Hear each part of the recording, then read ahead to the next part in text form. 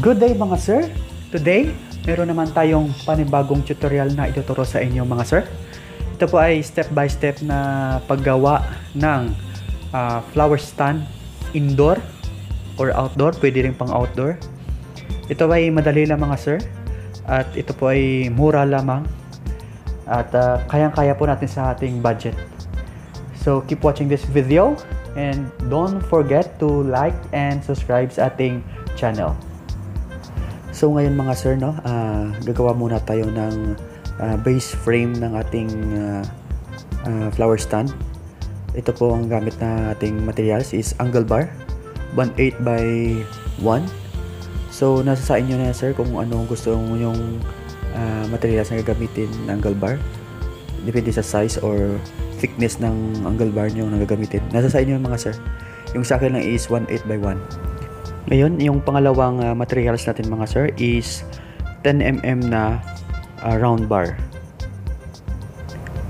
Ang sukat pala ng ating frame mga sir is 40 by 30 cm. So, nasa inyo na sir kung gusto nyo ipalaparin yan or medyo pahabaan konti. So, nasa sa inyo yan mga sir. Yung sa akin again is 40 by 30 cm.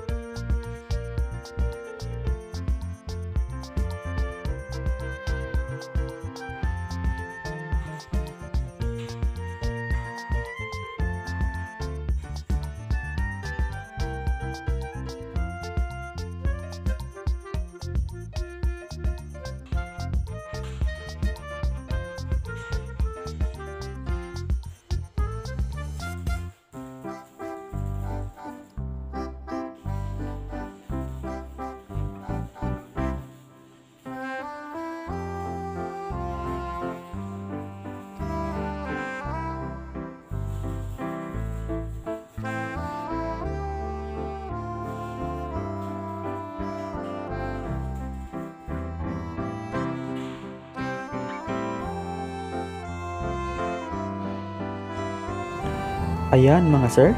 So nabuo na natin yung apat na round bar. Ang spacing pala na sa harapan na round bar sir, na tatlo na yan sir, is tag 10 cm. Yung 40 cm sir, di-divide ko yan sa tag 10 cm. Yan po ang spacing niya mga sir. Tapos yung gitna na sir, yes, yan is 20 cm. Yung isa sa harapan. Okay, igitna nyo lang sir, straight nyo lang yung gitna ng isa sir. Ipantay nyo lang sir yan. Alright.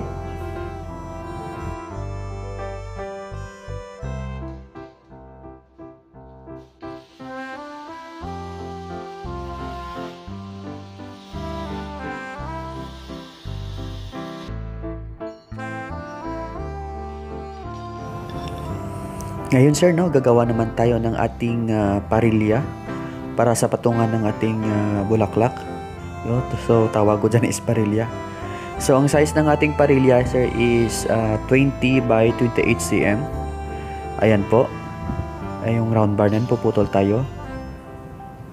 Alright.